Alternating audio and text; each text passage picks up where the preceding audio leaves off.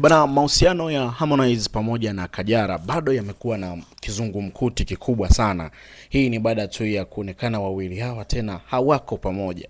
Licha ya kuona baadhi ya viashiria kama vile wanakuwa sawa, hawawi sawa, lakini bado mambo yamekuwa ni magumu.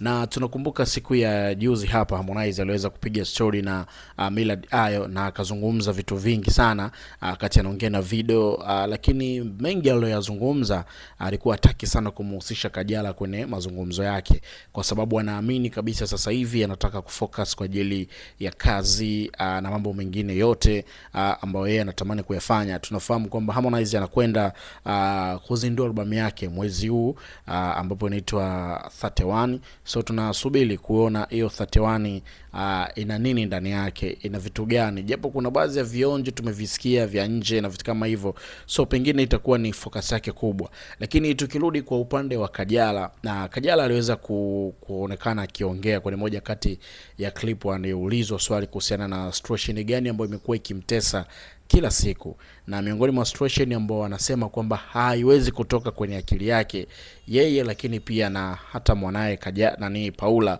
Of course ni situation ya yeye kipindi kile wakati yeye yupo kwenye mahusiano na Harmonize na Harmonize pia alikuwa anaingia kwenye mahusiano na mtoto wake.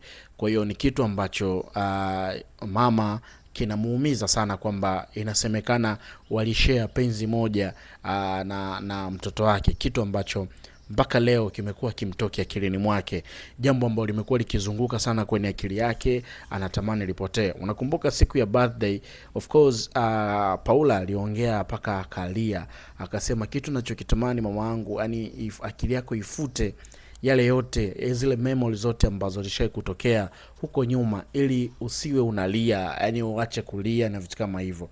Lakini kuna clip nyingine imekuwa ikisambaa ikionyesha kwamba Kajala anakasirishwa na Harmonize hasa anapokuwa anatafuta kiki kupitia yeye, kwamba anatafuta kiki na wasanii wenzake huko, lakini anamuingiza na Kajala, vitu ambavyo yeye hapendi na anatamani kabisa hivyo vitu vipotee. Na ndio maana hata kwenye interview ya Harmonize amekuwa akizungumza vitu vyake binafsi, akutaka kumzungumzia sana Kajala kwenye maisha yake, japo tuliona kuna baadhi ya zawadi ambazo alinunua kutoka Vinton huko kutoka nje, aliagiza na akavipokea, lakini pia tukaona pia Kajala huyo aliviposti afu baadaye akaja akafuta.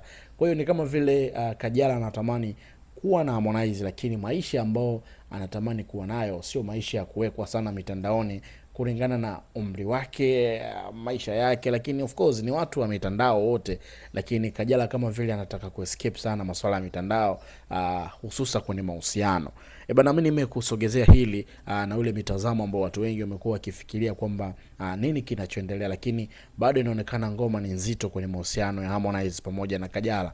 Kuna upande wa comment hapo, dondosha comment yako tukae sawa.